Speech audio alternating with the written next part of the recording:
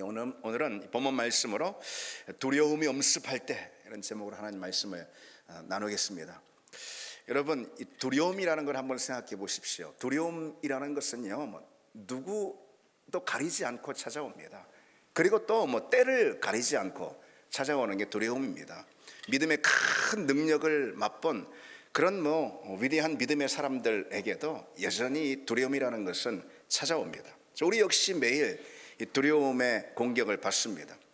두려움은 그것이 크든 작든, 그 두려움의 실체, 그게 크든 작든, 또는 그 두려움의 실체가 실은 있든 없든 상관없이 우리 삶을 무너뜨리는 아주 그 큰 파괴력을 가지고 있는 거, 이게 바로 두려움입니다. 우리는 매 순간 삶의 자리에서 그런 두려움 앞에 우리가 마주할 때가 많이 있어요. 이게 바로 삶이에요. 이 두려움이라는 것은요, 우리 삶이 복잡한 만큼, 우리 삶이 얼마나 복잡합니까? 그만큼이나 이 두려움의 종류도 복잡하고 참 많이 있습니다. 질병에 대한 두려움, 또 실패에 대한 두려움, 그리고 거절받을까 하는 그런 두려움, 사고가 터질까 그런 두려움, 그리고 불행해질까 하는 그런 두려움, 그리고 또 버림받을까 하는, 인정받을지 못할까 하는 그런 두려움 등등, 두려움의 종류가 어디 한두 가지입니까? 그리고 심지어는 막연한 두려움도 있습니다. 아무런 없어도 누가 볼 때 그냥 잔잔하고 평안한 인생 같아 보여도요, 그 당사자, 그 사람은요, 두려움이 있습니다. 어떤 두려움이요? 막연한 두려움, 막연한 두려움이 있어요. 이 두려움의 얼굴이 한두 가지가 아닌 거죠. 우리는 늘 그런 두려움과 직면해서 삽니다. 그게 인생이에요. 여러분은 어떤 두려움이 있습니까? 최근에 여러분들이 갖고 있는, 지금 여러분들이 갖고 있는 두려움은 어떤 거고, 또 언제 여러분들은 그런 두려움이 있습니까? 언제라 할 것이 없죠. 두려움은 항상 우리 가운데 파고들기 때문이죠. 그래서 두려움은 일상의 모든 일들 통해서, 우리 일상의 일들이 얼마나 많아요. 참 다면적이고 많잖아요. 복잡하고 일상의 일들이 많습니다. 많으면 많을수록, 많은 만큼 두려움도 그 일상의 모든 자리 가운데 우리에게 파고듭니다. 그래서 우리에게 어두운 그림자를 드리우는 것, 그게 바로 두려움입니다. 심지어는요, 성공의 기쁨 가운데도 두려움이 파고들어요. 이 성공을 잃어버릴까? 행복의 기쁨 가운데도 두려움이 파고듭니다. 이 행복이 언제 떠날까 하는 그런 두려움이. 그래서 우리 일상의 모든 매사의 자리 가운데 이 웅크리고 있는 그런 어두운 그림자, 이게 뭐냐? 이게 두려움이라는 거예요. 두려움. 오늘 시편 역시요, 우리가 만나는 두려움에 대해서 쭉 말씀하고 있습니다. 그 가운데 지키시는 여호와 하나님의 은혜, 그 구원의 능력이 얼마나 큰지 노래하고 있는 건데요, 오늘 이제 그 부분에 대해서 다 살펴보진 못하고요, 16절 말씀 전부 다. 근데 우리가 이 두려움에 대해서 좀 초점을 맞춰서, 오늘 본문이 말하고 있는 두려움에 대해서요, 이제 초점을 맞춰서 이제 그 점에 대해서만 좀 말씀을 나눠보려고 합니다. 본문 3절에 보면은요, 오늘 시편 기자가 말하고 있는 우리 인생의 두려움 있죠. 그게 무엇이냐? 새 사냥꾼의 올무라는 이런 두려움인 거예요. 이게 어떤 두려움일까요? 새 사냥꾼의 올무. 새가 여러분 어떻게 올무에 걸립니까? 언제 올무에 걸립니까? 그냥 모르는 사이에 부지불식간에 그 올무에 걸려버리는 것이죠. 이게 은밀한 위험을 말하는 거예요. 은밀히 찾아야 되는, 그 부지 중에 그냥 그 위험을 마주해버리는.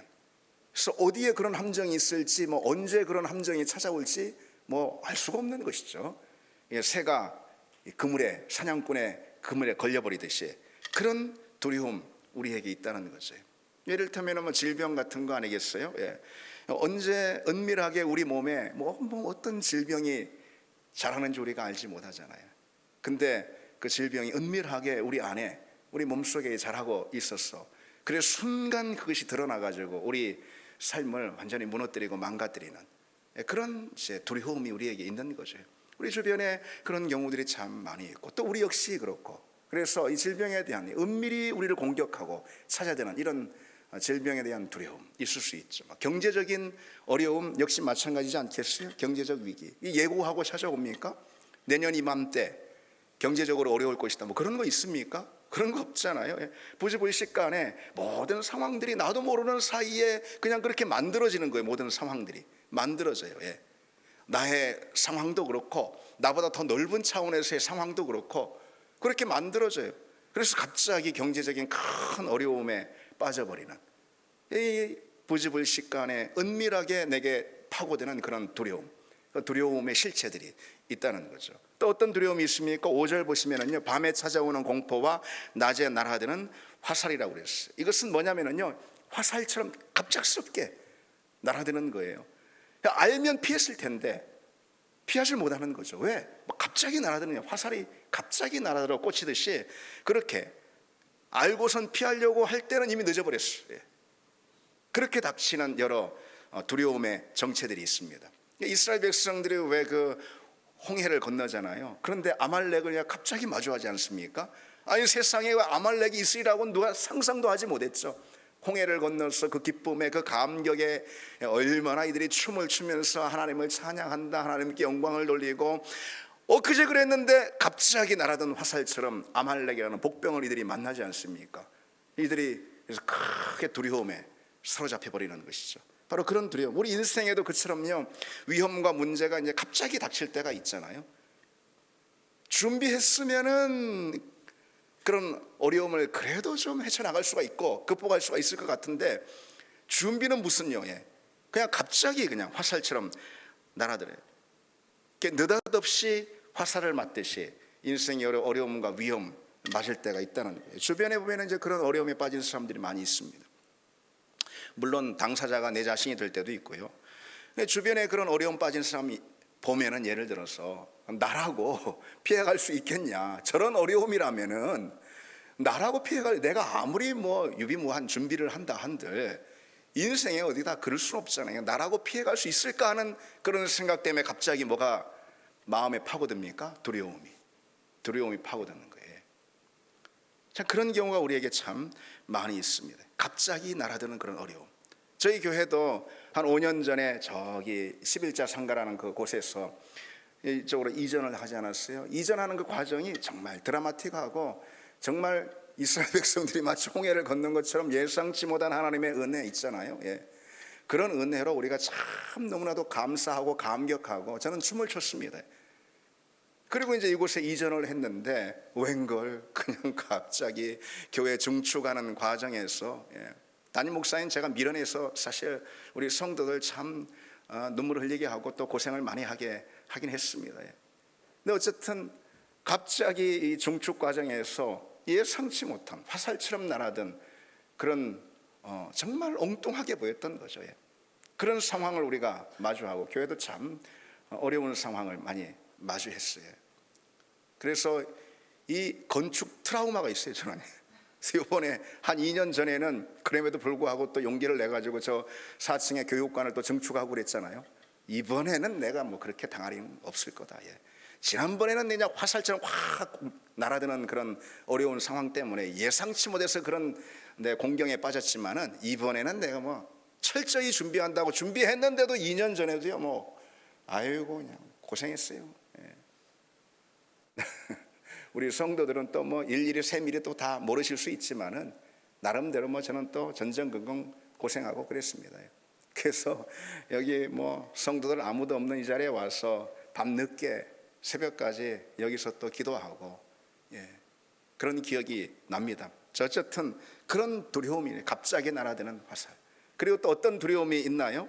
6절에 보면은요, 어두울 때 퍼지는 전염병 같은 그런 위험이 있어요. 또 7절에는 왼편에서 1000명, 오른편에서 1000명이, 오른편에서 10,000명이 엎드러졌다라고 되어 있잖아요. 뭘 말하는 걸까요?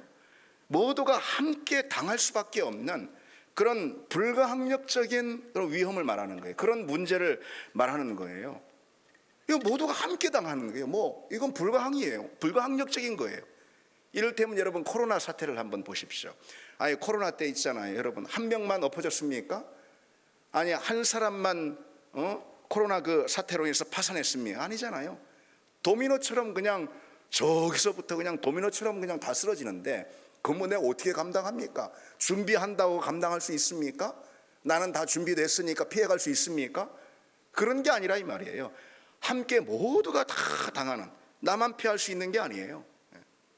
이를테면 취업난 같은 것도 마찬가지죠. 왜 이전에 이태백이라는 말이 있었잖아. 20대 태반이 백수다 해가지고 이태백이라는 말이 있었고, 요즘은 뭐 이태백이라는 말보다도요, 그걸로 설명 안 될 정도로 뭐 더 어려운 그 구직난, 취업난의 또 시대일 수도 있는데, 어쨌든 아니 뭐 태반이 다 그렇게 어려움에 빠졌는데 나라고 뭐 별 수 있습니까? 그런 거예요. 나 혼자서 뭐 그런 상황에 뭘 할 수가 있겠습니까? 내 미미한 힘으로 말이죠. 그런 현실을 보면은 태반이 다 무너져 버리는, 도미노처럼 무너져 버리는, 엎드러져 버리는 그런 현실을 보면은 어떻습니까? 우리가 두렵죠. 두렵습니다.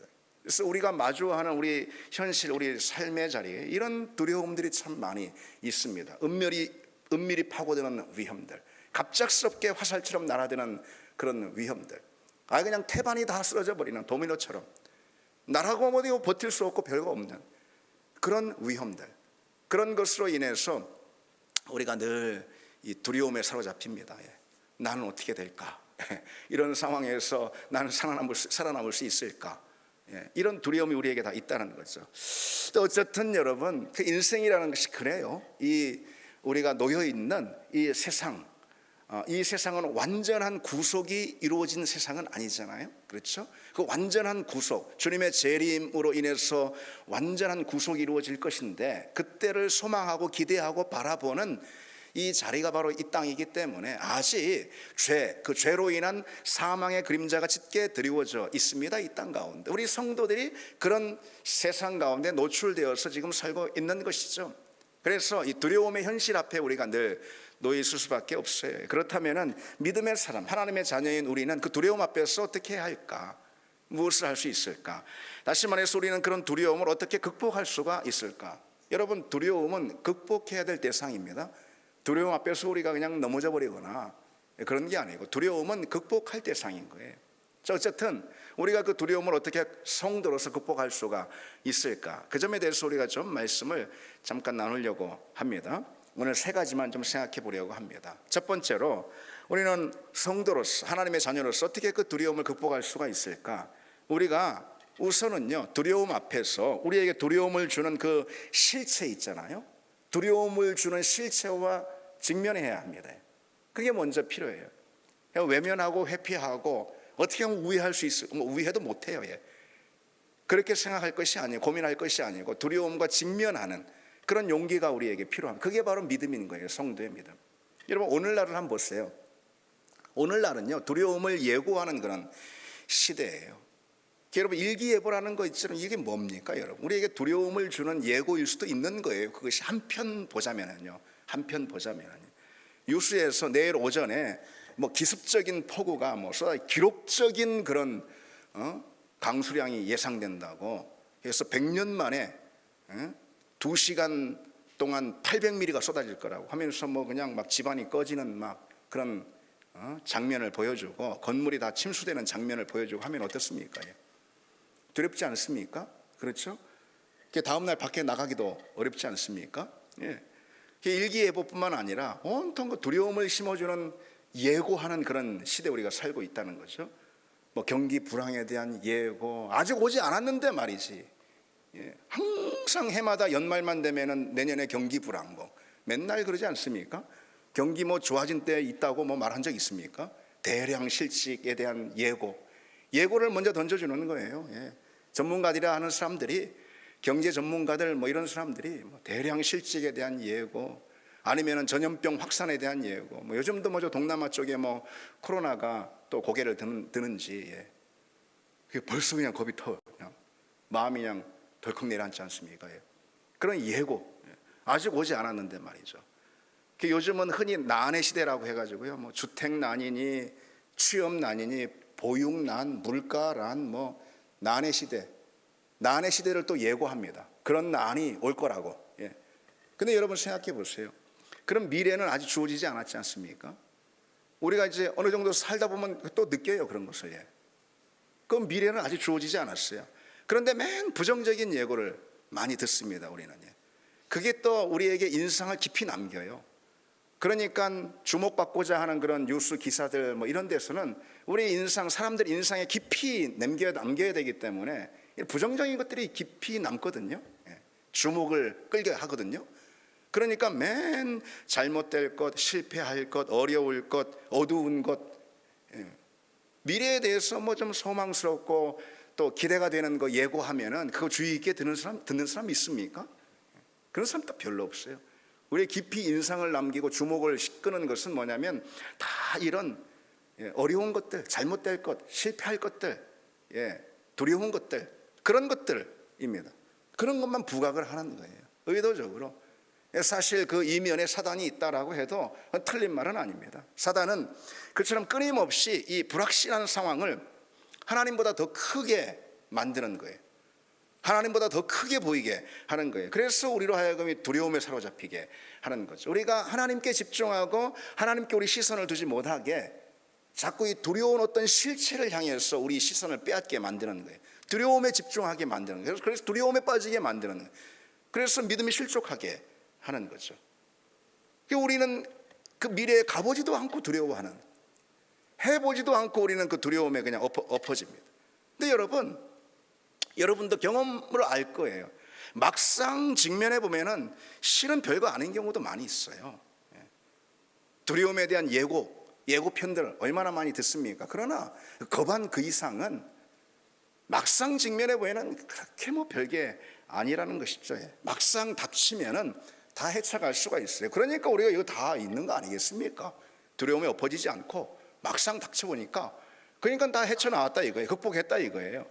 그리고 사실은요, 많은 경우 이 두려움이 실은 두려움이 없는 실체, 두려움은 실체가 없는 그런 경우가 참 많이 있다는 거예요. 두려움에 대해서 계속 예고하고 계속 두려움에 대해서 선전하고 그러는데 막상 보니까 두려움의 실체가 없다 이거예요.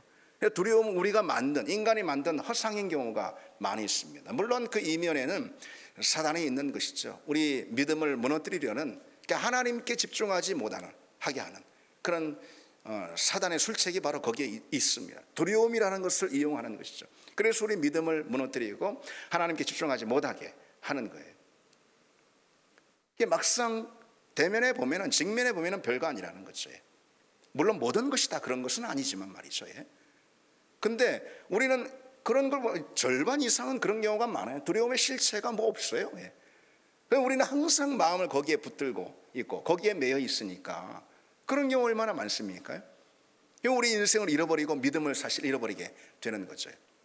철로역정이라는 존 버년의 그 유명한 책이 있잖아요.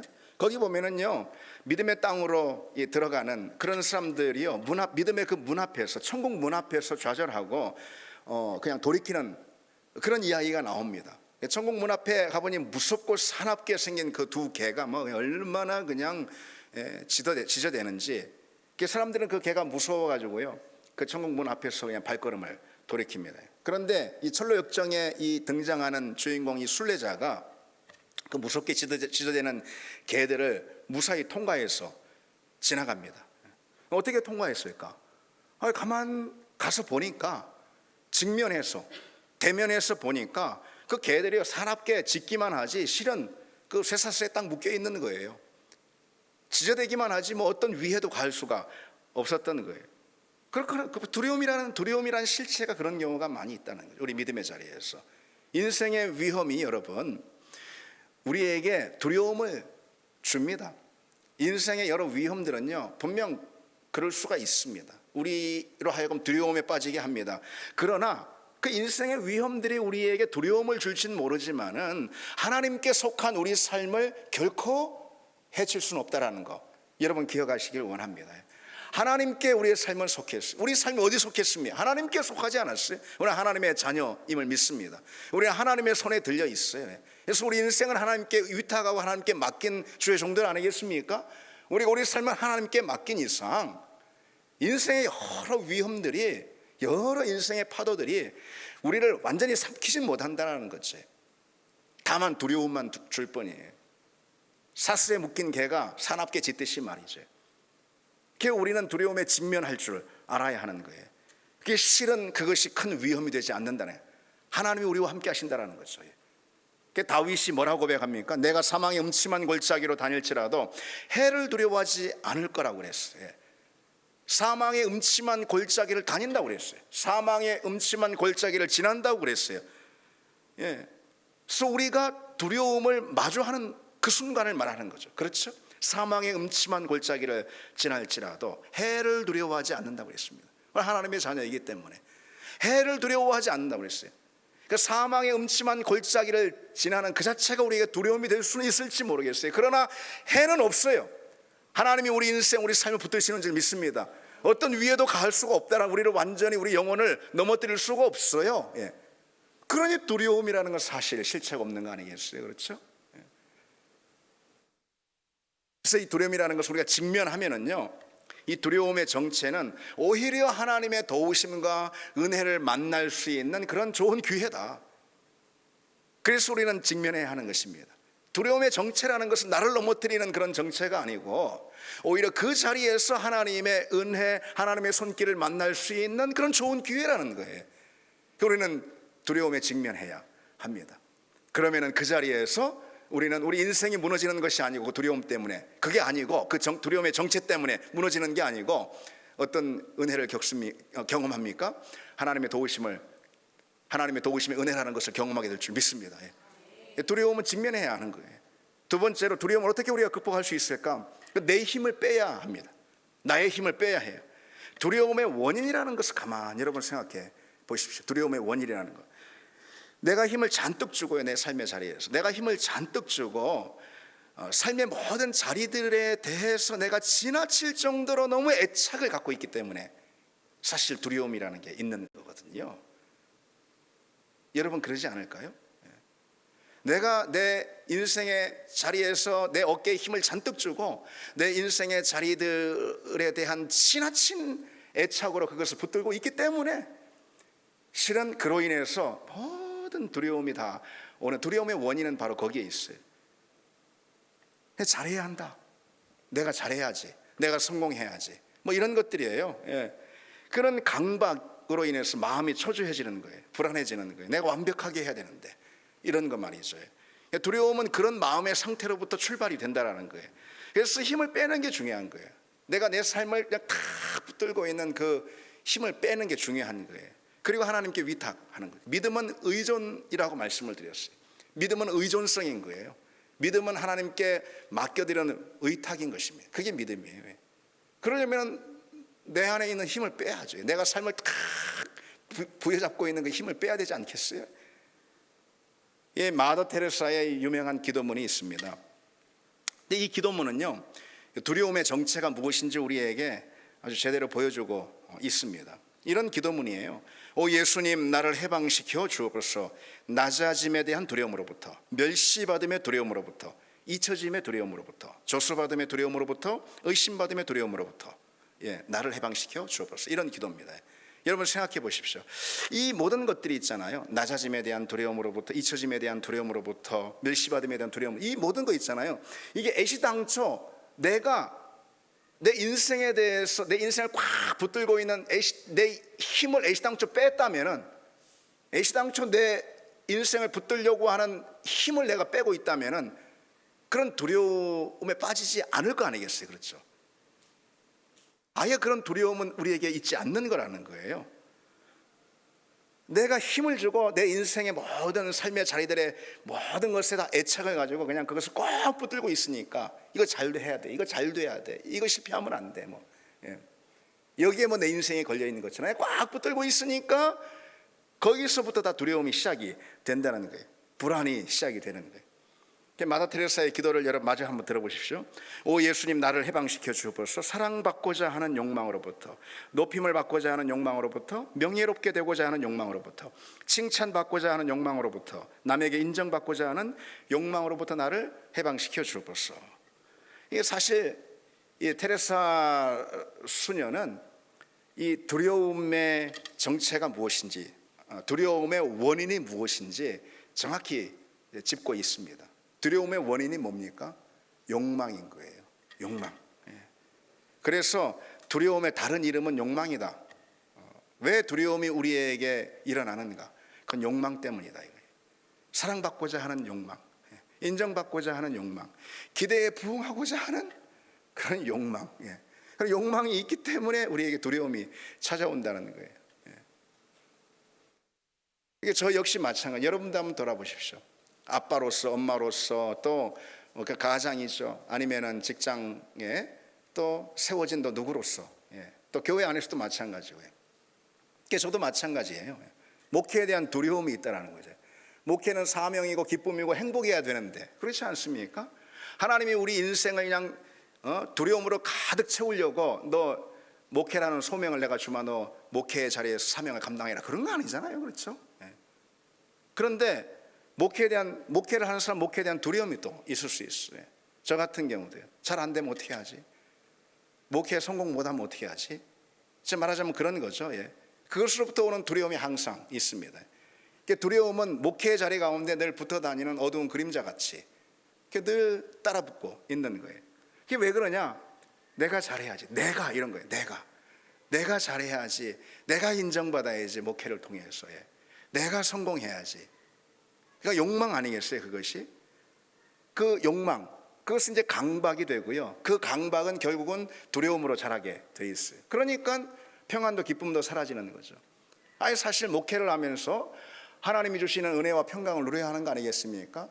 그러라고 누군가를 목회자로 부르신 거 아니겠어요? 그죠? 누굴 불렀든지 평안하라고, 그 안에서 기쁨과 은혜를 누리라고, 그런 거 아니겠습니까? 그런데 목회의 자리라는 참 귀하고 값진 자리 아니겠어요? 그런 자리에서 온통 두려움으로 가득한 이유가 무엇일까? 그건 내가 힘을 잔뜩 주고 있어서 그러는 거예요. 내가 뭘 해야지, 내가 성공시켜야지. 근데 목사뿐이겠어요? 여러분 모두가 마찬가지예요. 우리 모두가 다 그렇다라는 거죠. 우리는 여러분 하나님의 자녀인 줄 믿습니다. 하나님이 우리의 참된 아버지가 되심을 믿습니다. 하나님께 맡기는 게 중요하다는 거죠. 하나님께 의존성인 것입니다. 믿음이라는 것은.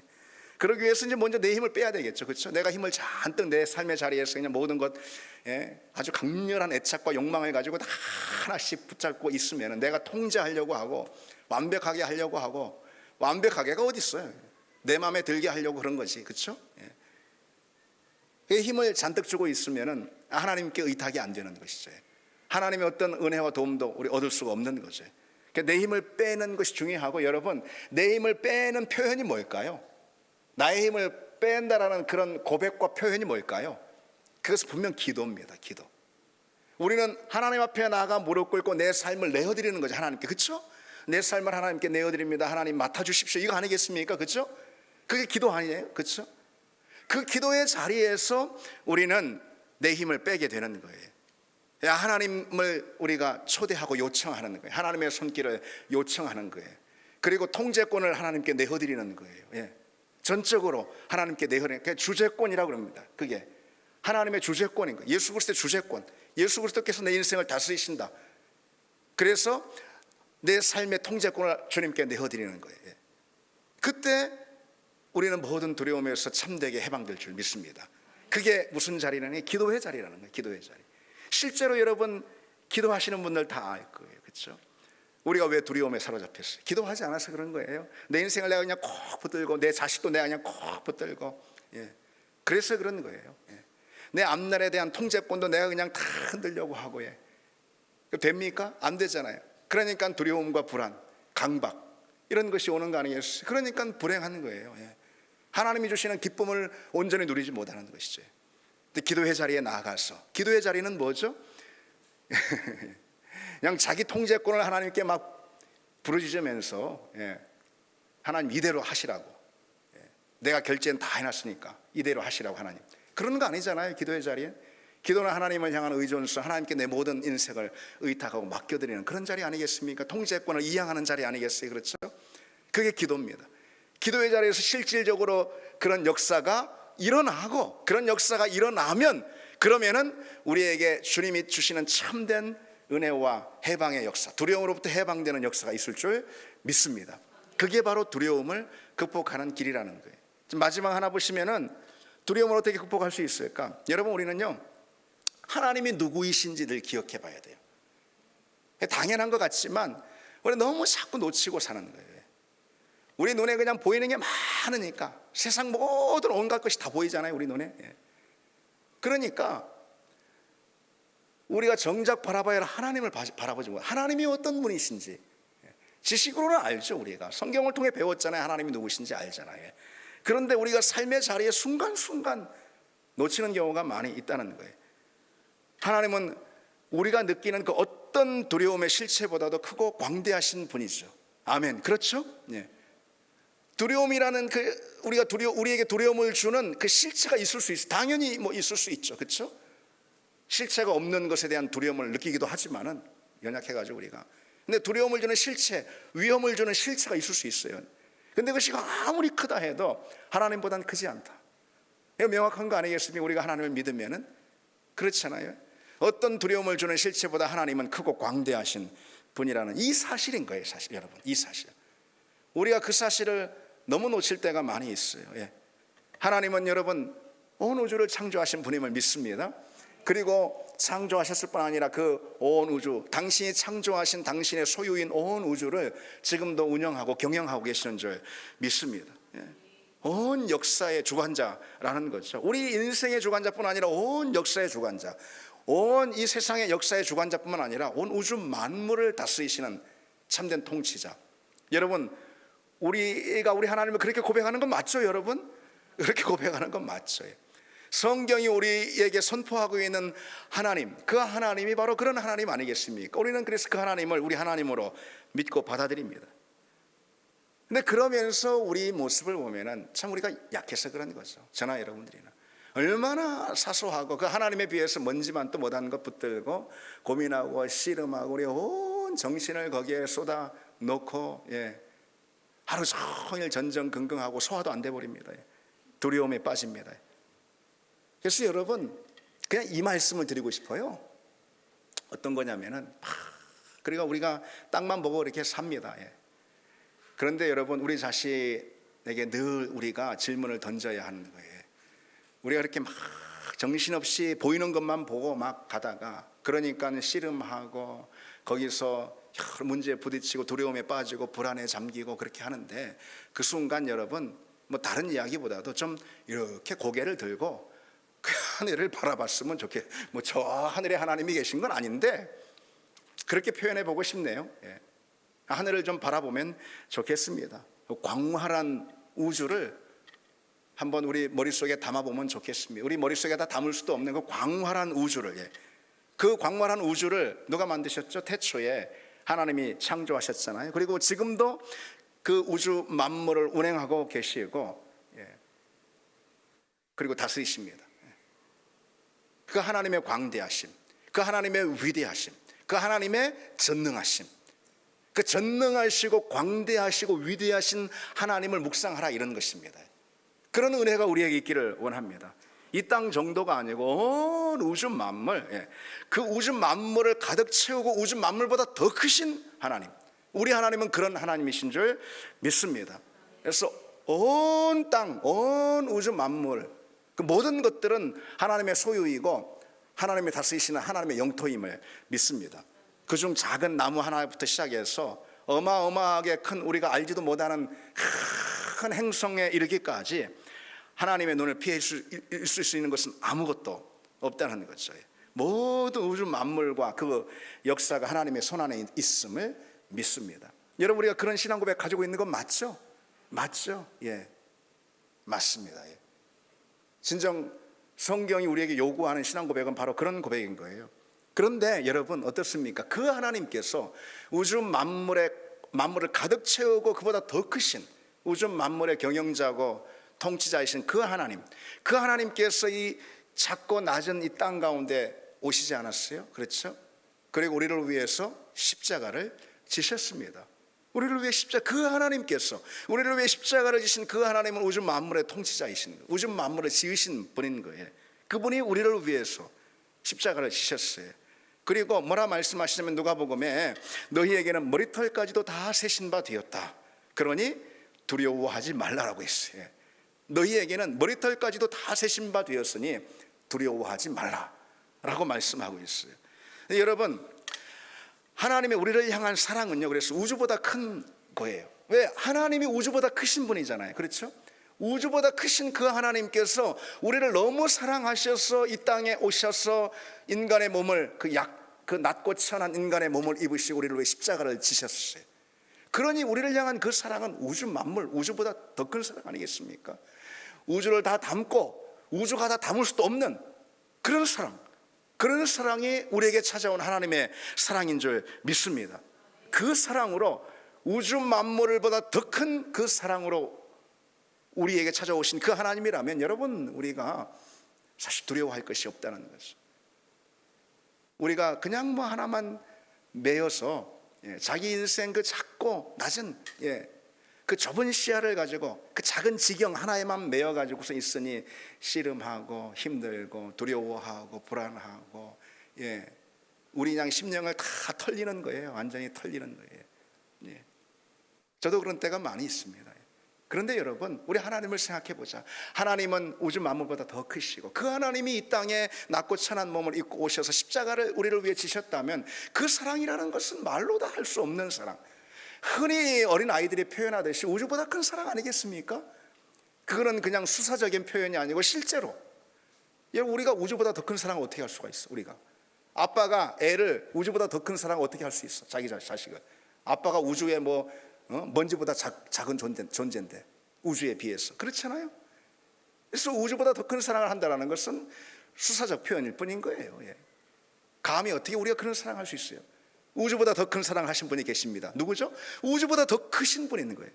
우주보다 더 크셔서 우주 만물을 통치하시는 그 하나님, 그 하나님이 우리를 위해 십자가를 지셨다면은 그 사랑 우주보다 더 큰 사랑 아니겠습니까?